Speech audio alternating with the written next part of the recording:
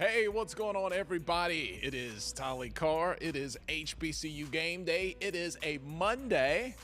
Now, we talked football all last week. We had our official FAMU week last week because they were looking for a head coach. It was just a crazy week.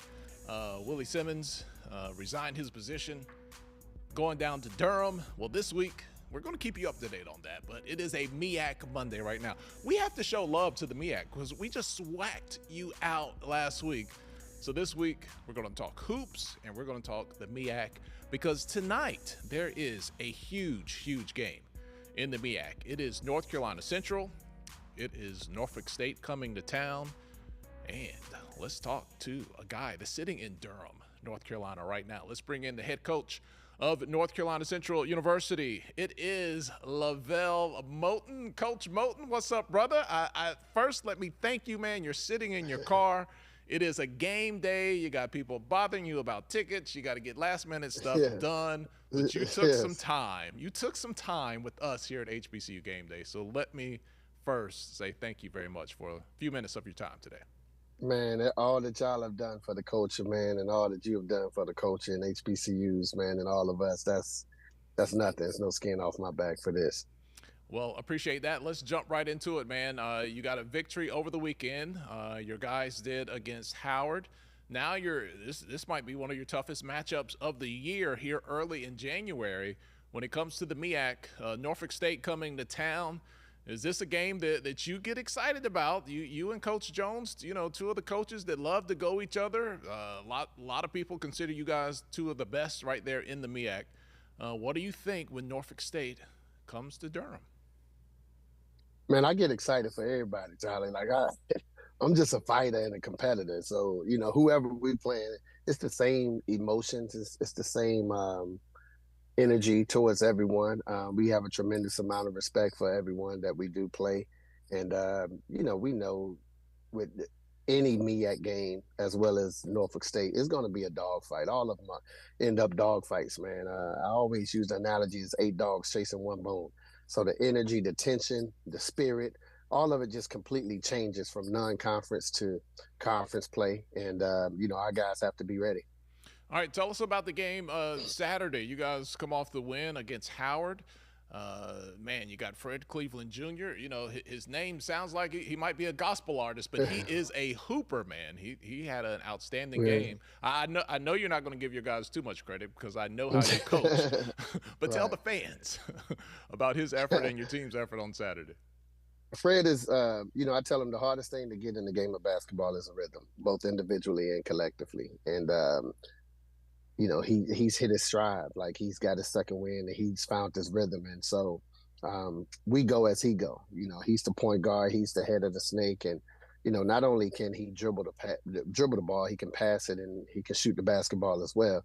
So, against a good, outstanding Howard team, man, we knew they were going to try to do some things to take him away early. And I just told him, just read the defense, right? Don't force it. You're going to be out here an extended amount of time. But just read the defense and understand what they're doing so it wouldn't look foreign to you in the second half. And he did it. I think they showed all the coverages. And then from there, he kind of took over and just got a certain feel for the game. So I love his spirit, man. He's a small guy. He's been small all his life. So that's all he knows. And, he's a Chicago kid. So there's a component of toughness to him, a component of belief that he thinks he's the best basketball player on the floor. And he thinks he's the tallest basketball player out there on the floor too. So we take all of it, man. He's a great leader for me and hopefully he can continue his play. He's number 0, right? His jersey number is 0. Do you let the kids pick their jerseys? Do you assign it? How did they end up with a 0?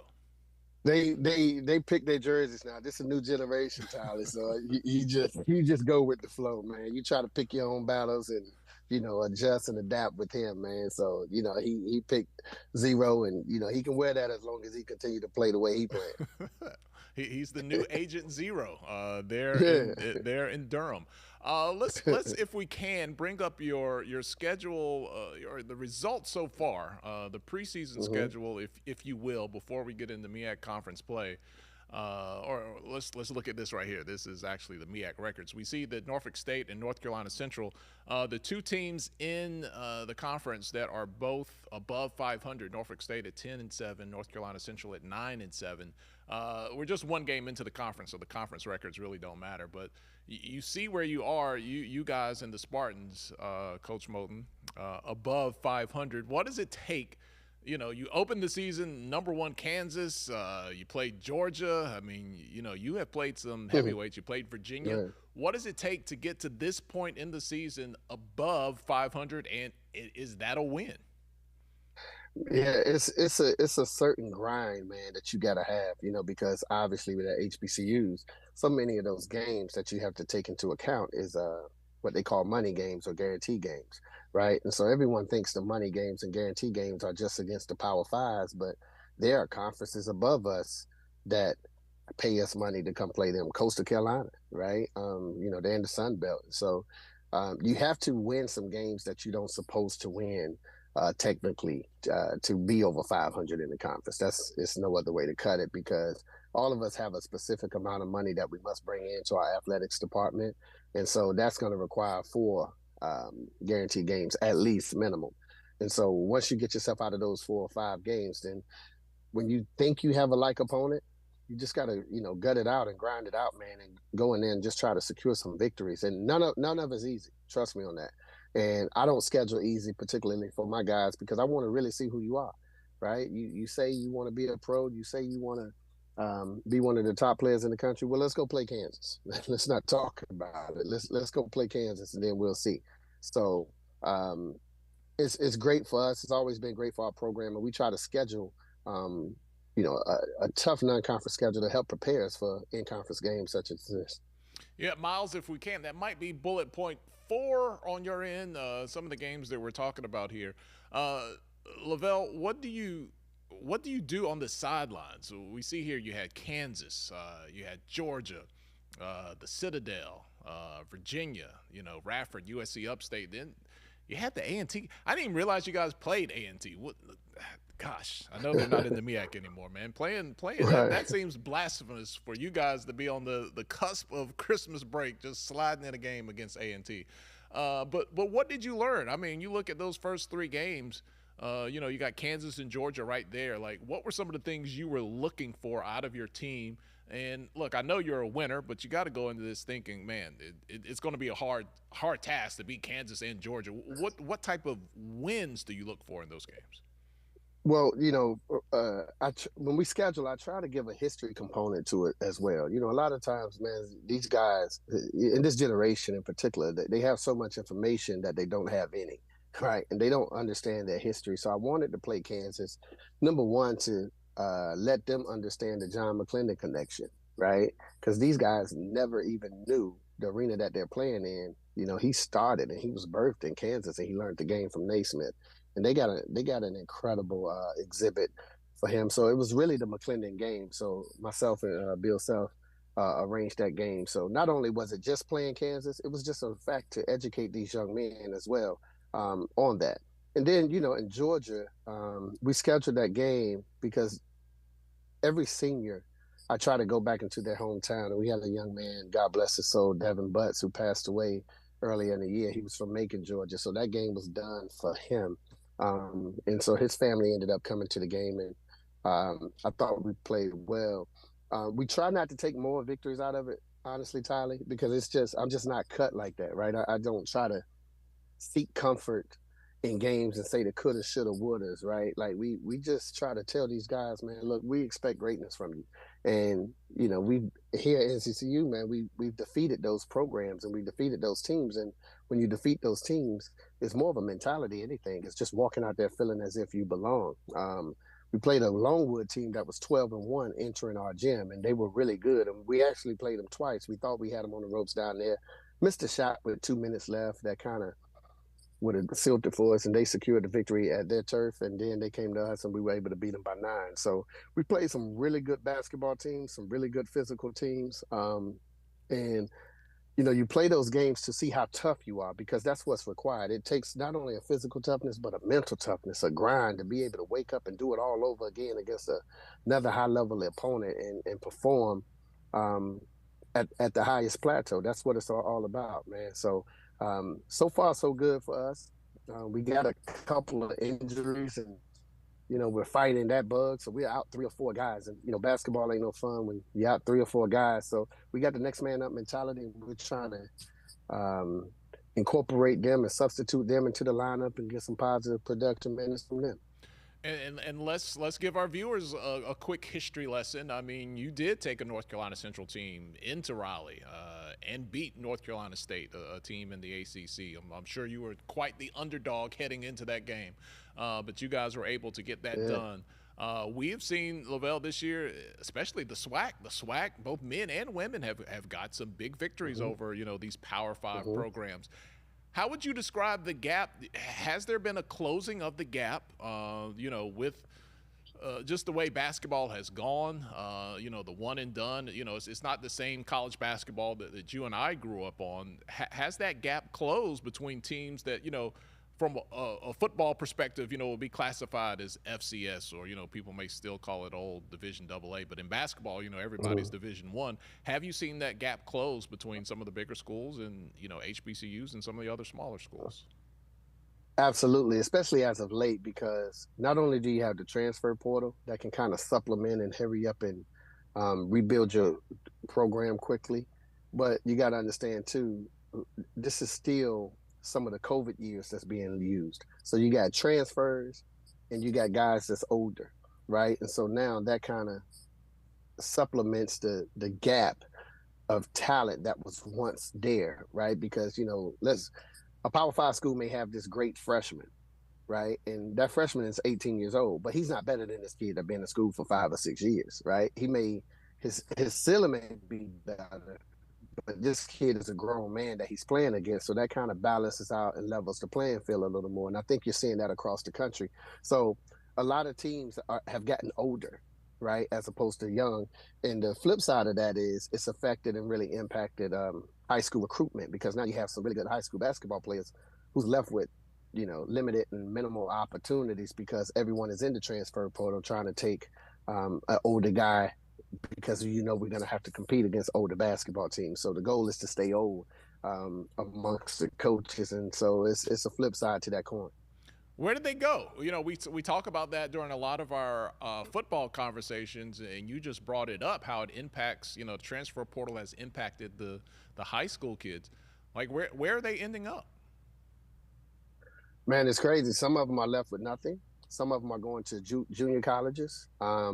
Some of them are trying to reclass and prep all over again. So then some of them are going Division II, and then some of them are going Division III. So, it's tough. It's tough, and it's changed the entire landscape of, as you mentioned, the NCAA that you and I both grew up on.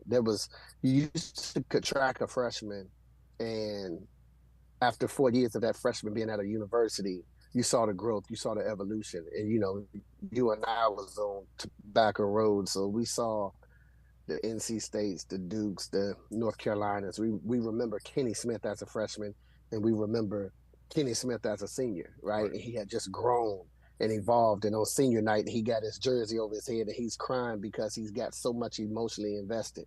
Gone are those days, because these kids don't have anything emotionally invested into a university anymore. It's just like they got 1 foot in, 1 foot out, right? And so it seems like once you leave with money and this NIL thing, and again, I'm with all these kids getting money. I just think it's a proper way to do it, because everybody tell them to go get the bag and go get the money, but as grown men, you and I both know all money ain't good money. So it's a way to go do it, and it's a way to maintain your integrity in doing so, and it's a way to not burn bridges and burn relationships in doing so, because the one thing about money, it's going to get spent, and then when it gets spent, you're going to have to go back and rely on the relationships. And so if you burnt that bridge with this particular coach and moved on, and burnt the bridge with that particular coach and moved on, then you've missed the quality of a true basketball experience at the collegiate level, because somebody's got to go back and make a call for you or help you. And you and I both know that. But when you're 18, 19, you ain't trying to hear that. You're just trying to go get some money.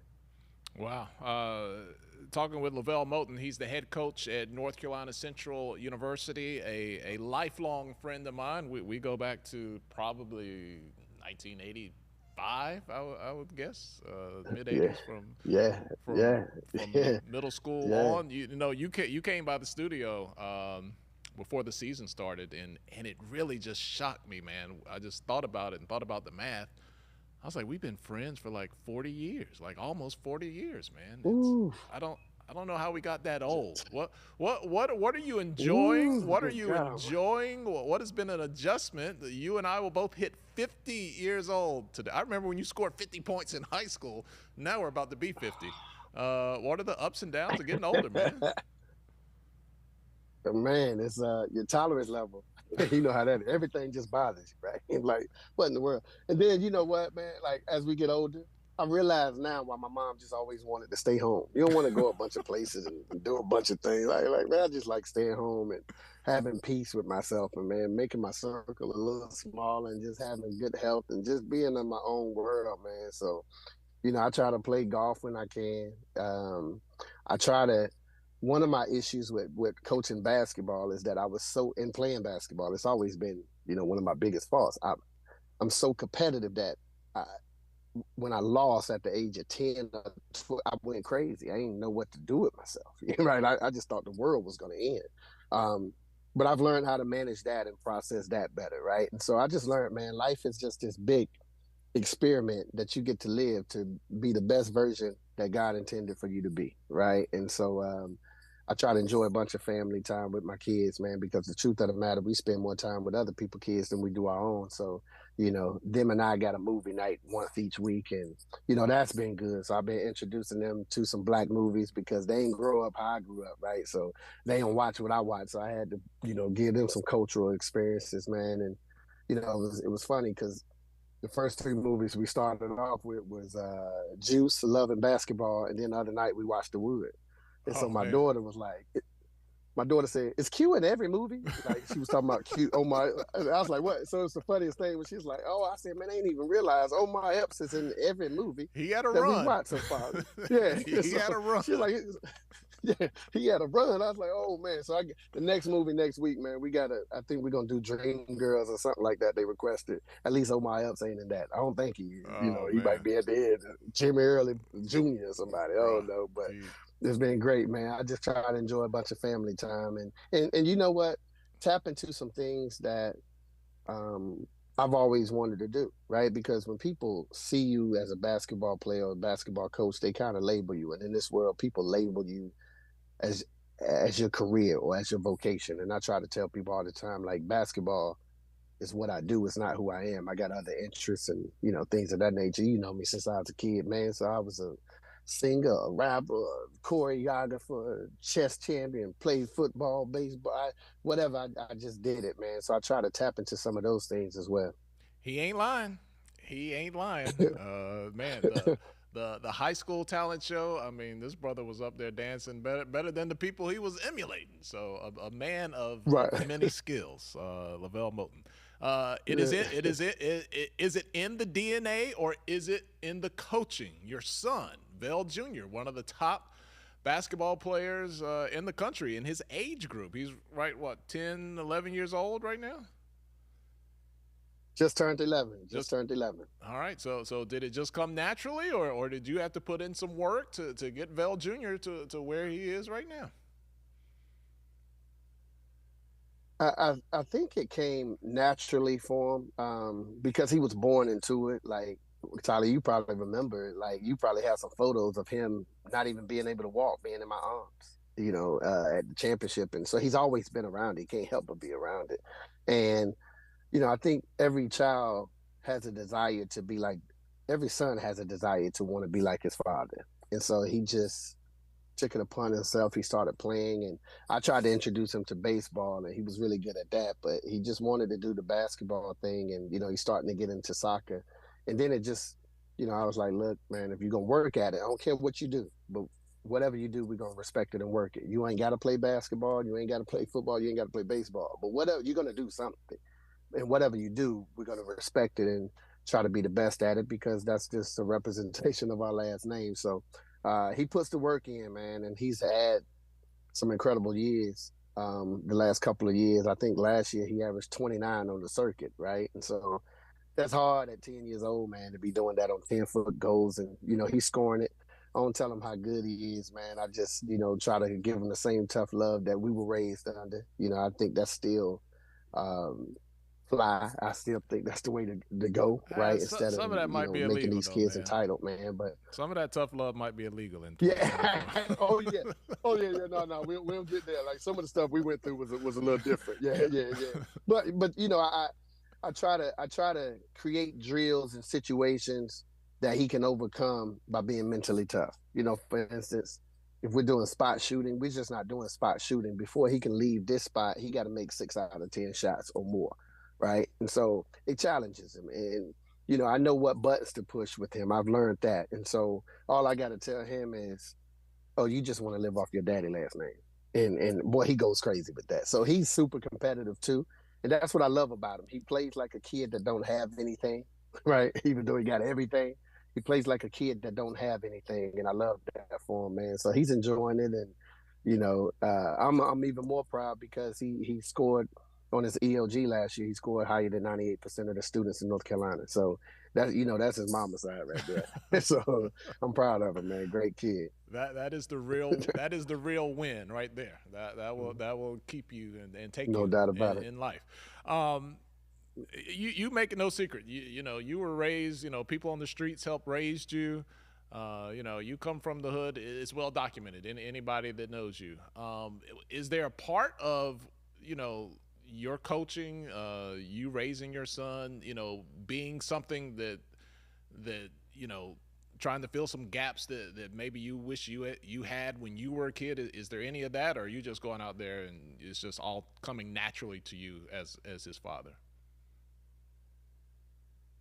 Man, I try to be the man that I needed when I was younger for him, right?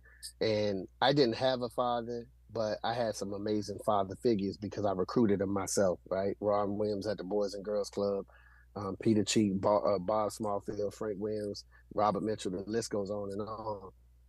And so I was just compromising with any male figure that I saw in my life. And at that time, a lot of the male figures that we saw was in our projects. And, they probably lived a life of crime and did some things that was illegal, but they could give you some of the principles of manhood, and they helped teach me some of the principles of manhood, right? And so you just had to extract and gather what you possibly could from them, because one thing was for sure, I love my mom to death, but a mother couldn't teach a boy how to become a man, right? Only a man could do that.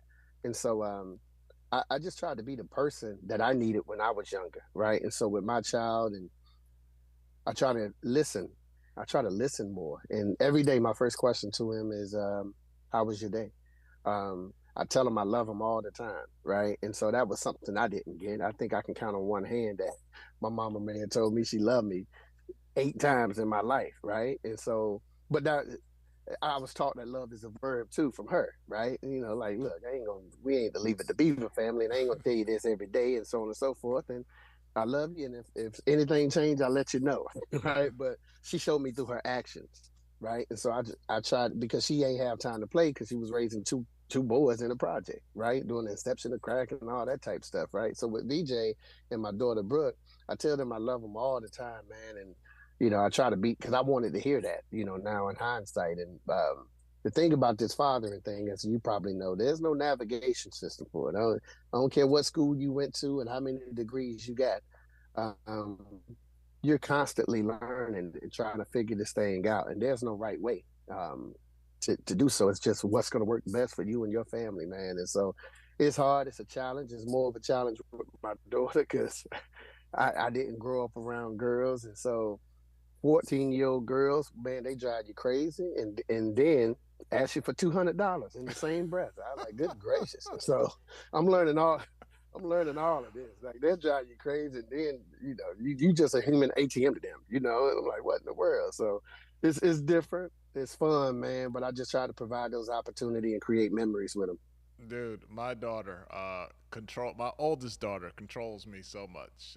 Friday night, she invited me into her Yeah, room so we could watch the Lakers game. I felt like, I'm the man. My daughter wants to spend some time with me. On the way to school, I drive her to school every morning. She doesn't say a word. We get about 2 miles from the school. Hey, Dad, can you send me some money in Apple Cash? I'm like, that's sure. it. You just ATM. Right. They just You control just you, man. ATM. That's all. That's all they are. Right. They just control you. Don't speak to you. You got to speak to them when they act like divas, man. They act Right. like they're R&B diva singers, man. That's what they do, man. I'm still trying to figure out my wife. Now I got to figure out my daughter. It is a rough road at home sometimes. We'll let you go, man. We got a Good couple luck. of couple of questions in the comments. Looks like we got some people that are recruiting Vell Jr. to Howard. Is his recruiting open now, or is it closed right Well, now? look. With Howard, it's open. They got to give us $1 million per year right now, right? So he's 11. So that's 7 million that we need, and we'll do that. You can do it in monthly installments. You can do. I know Diddy gave you the check, whatever. With you Bisons, right? I need $1 million per from you. And it's funny you bring that up. Another question somebody asked was NILs. Have NILs become a part of your atmosphere, or is that has that influenced you and decisions you have to make, or has that not touched your program yet? Yeah, it's touched our program, man, and I'm sure it's touched others, and we got to deal with it. It's the it's the dangerous, well-known component of basketball that we can't ignore and we got to deal with. And that's just what it is, man. We lost our best player last year. And schools out here offering our kids $75,000. So when your best player comes to you and he's offered $75,000, how do you convince him to stay? One thing I figured out in our younger days, right, of life is that you can't out recruit money, right? When we were single in our lifetime, you could be talking to a girl that you liked all day, and you could write her all the poems you wanted to write her. But when that NBA dude looked at her in that club, right, it was over for you, right? It was just over. You can't out recruit money. It's just what it is, man. So we got to figure out um, some kind of creative ways to, put some money in these kids' pocket, right? And I wish the NCAA would just say, listen, we're going to be responsible for giving all these kids a specific amount because they got it, right? But now it becomes the wild, wild west when every school is responsible for doing so. So, it's like legalized drug money or something right now. Like, because some schools been cheating all their life anyway, so now it's just legal for them to do so, right? And so I think it's unfair to us. And then what do Power Five schools do? They just sit back and watch our roster and see who's having a good year and come recruit off our team. So it's turned everybody into lazy guys, right? Where they could just say, okay, what did he average? Okay, go get him from North Carolina's Tech or whatever it's going to be, and give him 50,000 or $100,000, right? We felt that we recruited a kid for 9 months, and then there was a school that came in 8 days and offered him $60,000, and he went there, right? And so it's like, yo, go on out of building the relationships and all that. Like these kids, to everybody in the comments, to kind of educate you and give you full transparency.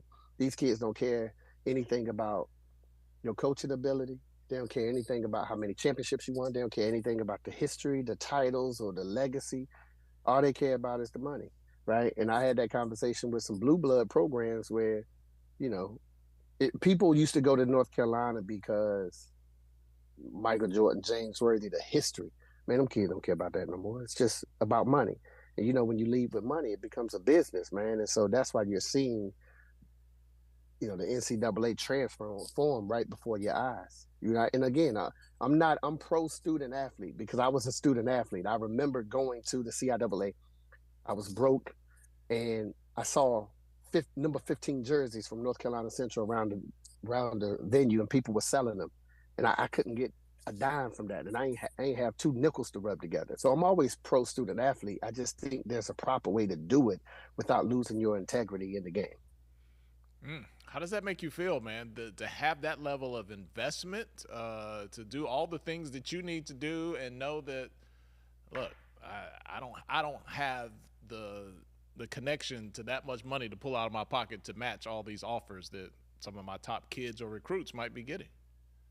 Right, and it's tough, man. So you just gotta love them while they're here, and then you honestly is it's it's another system where the rich get richer and the poor get poor, right? And it seems like every rule that's generated by the NCAA is the rich get richer, and so everyone knows this is money. Yeah, you can look up the net worth of the NCAA and being as though they're a nonprofit or 501c3. Look at how much money they make, and then the contracts have been the TV contracts and revenue have went up 17%, right? So there's a way to figure it out, right? But they don't want to figure it out, and people don't want to figure it out. They just like, okay, we're not gonna pay you, so you guys end up paying these kids, and now it's stripping them of everything, right? Because Tolly, what they don't talk about is, and they're also implementing this rule to say you can go anywhere and play right away, right? And then you have all these casual basketball fans trying to chime in and get traction or bring attention to themselves by acting like they care about the kids. Well, if you care about the kids, you'll tell them the truth, because here's what's happening.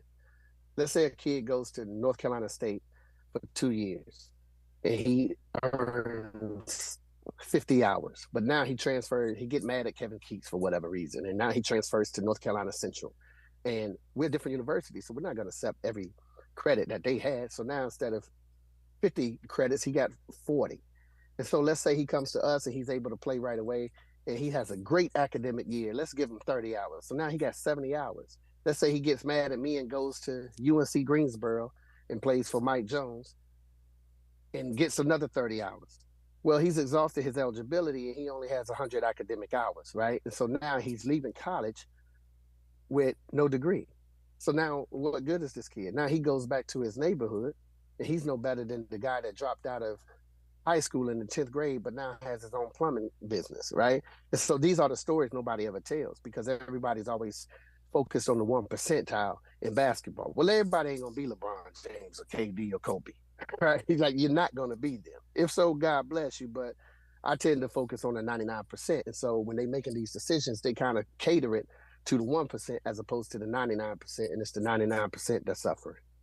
And it's almost like the Colosseum in Rome, right? It's all there for our enjoyment, and we love the transactional nature of sports and kids bouncing around, and we win the portal. But as soon as their eligibility is exhausted, for the consumer, it's like next man up, and we don't have any concern for whatever happens to this kid. Absolutely. Who pays for that kid to go back and get his degree, right? Everybody's in his ear telling him he going to the NBA. Well, to go to the NBA is still going to take what it takes. You got to be damn good, right? You got to do something that only 1% of the world can do, and you got to be.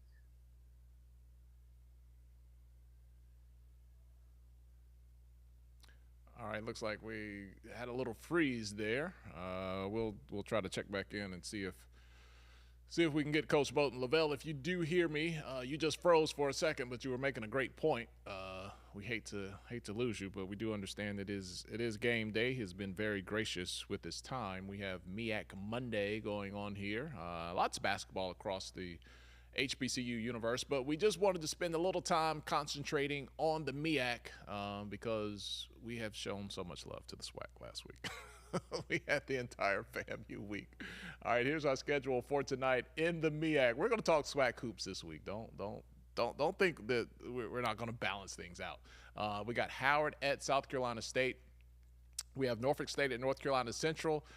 Coach Jones' squad taking on Coach Moton's squad. That's one that we're really, really looking forward to. That should be a good one. The only two teams on the men's side that are above 500, you got Delaware State at Morgan State.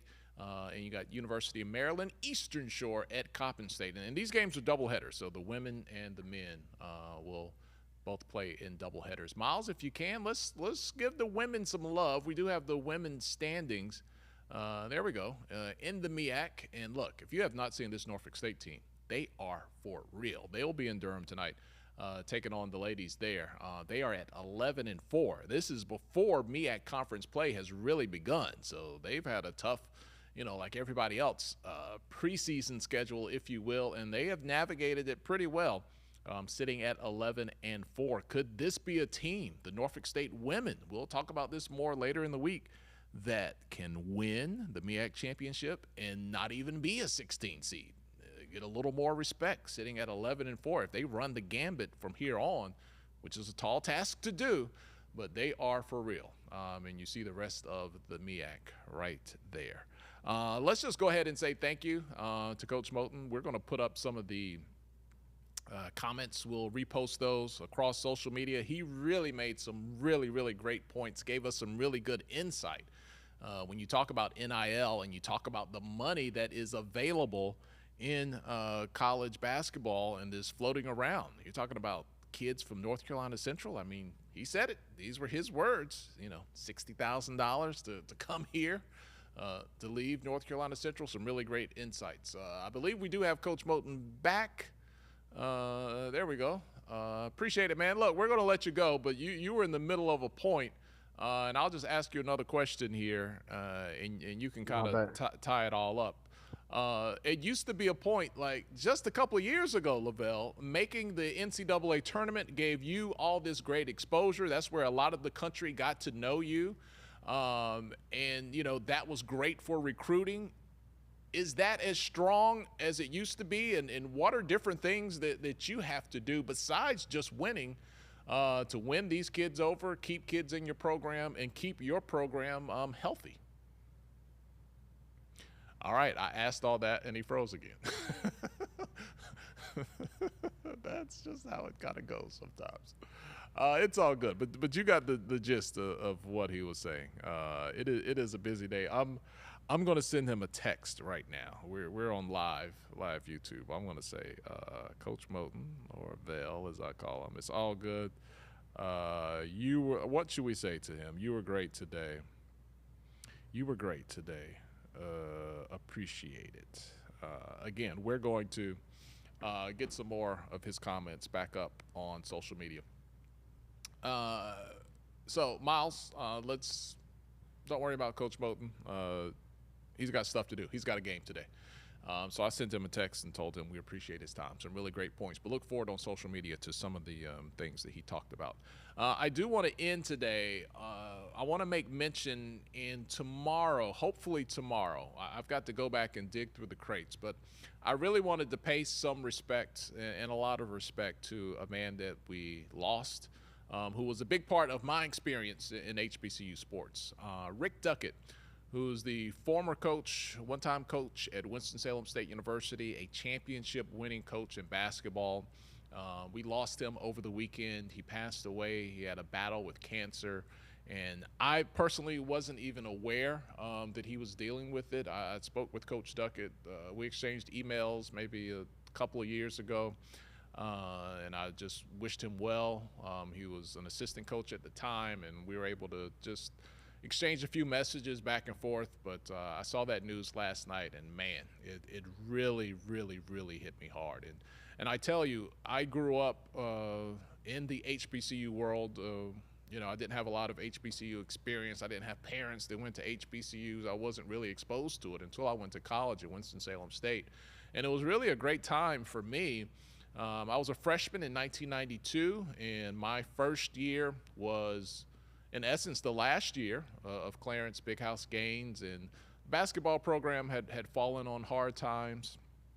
Had a couple of coaches that came through after Coach Gaines. You had Thomas Snowden, then he was there for 1 year, and he brought in this incredible player, Finney Ransom, who was there for 2 years, went to Georgia. Finney is now a referee. He might be reffing in the NBA right now. I know he was working his way towards that. Oh, my God, he was so good. And he transferred to Georgia. Look, LeVelle just talked about it. Your players are doing good at the HBCU level. They get poached by bigger schools. This happened in the 90s. I mean, Finney Ransom was awesome. He goes to Georgia. Was never quite the same player. He had an ACL injury, kind of took away some of his ability to play above the rim. So Sam Hanger comes in, and he starts to rebuild the program. We get back to being a Friday night semifinalist in the CIAA tournament under Coach Hanger. And then I graduated, but I was still around. I was working in the market at a local TV station. I was teaching on campus, so I was still very much, while not a student, a big part of the Winston-Salem State community. And Rick Duckett was the head coach at Fayetteville State University at the time, and he comes over to Winston-Salem State. He brought like his whole starting five with him. And to me, that was the beginning of this feud that was building between Fayetteville State and Winston-Salem State. And man, we started winning championships, and it was one hell of a ride. And if you were around and went to a lot of those games in the CE Game Center, or you got a chance to see it on the road, Rick Duckett's teams were built on defense. And they had this full court press, and their defense was their offense. Marcus Best was the head of that snake, man, and they would get turnovers and turn them into points. It was the most enjoyable front row experience to basketball that I have ever had. And I respected Coach Duckett so much because of his personality, and you could just tangibly see his ability to lead men. And although I was a young guy at that time, not married, no kids, and he was just one of those guys that you literally looked at and you were like, if I had a son, I would want him to play for Coach Duckett.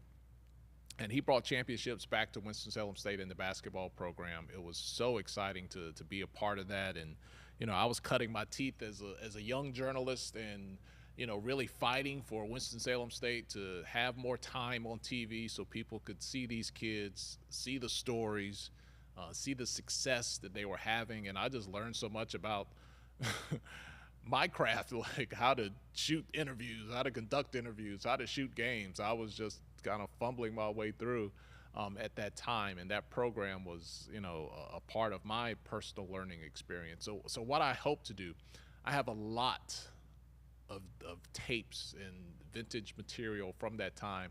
If I can go home and find it, and if it's still capable of being transferred to some sort of digital form, at some point this week I would love to share some of that footage and some of those stories with you. And we talked last week a lot about the feelings when Willie Simmons left FAMU and went to Duke, and it was that story that made me relate when your coach wins a championship and then he pursues another opportunity, because after a great run for just a few short years and you just thought that thing was going to keep on going, Coach Duckett had inspirations or aspirations of coaching, at the Power 5 level in basketball. And so he left Winston-Salem State and he joined Dave Odom's staff at South Carolina as an assistant and really tried to work that cycle because even then, even more so then than now, he understood, if you stay an HBCU coach forever, you're going to be an HBCU coach forever, and there's nothing wrong if that's what you wanted to do. But he felt the only way he was going to get that promotion was to get into that, higher level, which let's just call it what it is, in the PWI ranks. And I don't know that it all worked out the way that he wanted to. He ended up being the head coach at Grambling, and they had a real tough time there when they had a student athlete who died during conditioning.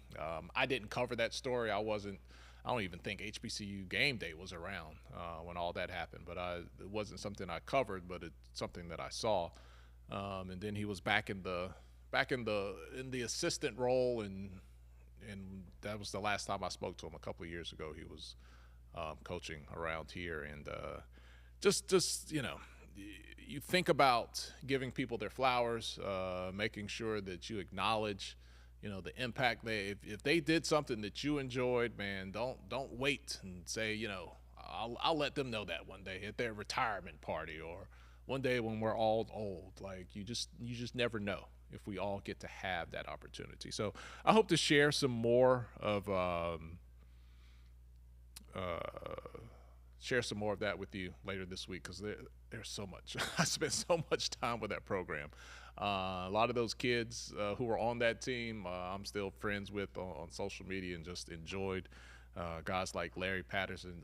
Larry didn't play a lot of defense, but Larry could shoot. And Larry was a great three-point shooter. Kevin Thompson, I mean, Corey Thompson, down in the paint, man. His up and under moves. Enjoyed Marcus Best, Bradley. I mean, there was a lot of guys on that team that we just really had a good time enjoying their efforts, and it was led by Coach Duckett and Coach Stitt, his assistant, who took over for him at Winston-Salem State. Just a really great era for a lot of people. So I wanted to take some time to acknowledge Coach Duckett, who passed away over the weekend, Rick Duckett, after a battle with cancer.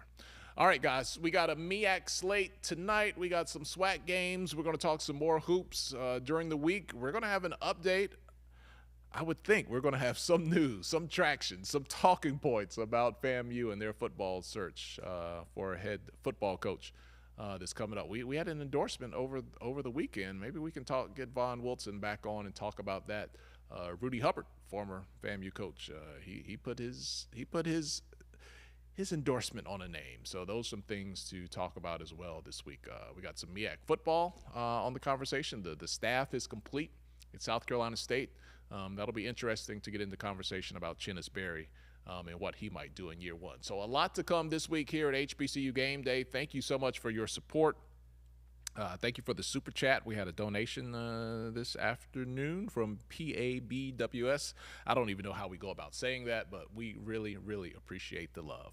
So spend some time with the ones you love today. Make that phone call, send that text that's been in the back of your mind. Say, man, one day I'm going to reach out to that person and tell them, man, how much that situation meant to me or what they did meant to me. Go ahead and do that today, because we never know if tomorrow is promised. All right, I'm Tolly Carr from Atlanta. This has been HBCU Game Day live on a Monday. Appreciate Coach Moton for stopping by. Appreciate all of you guys, and we'll talk to you later this week.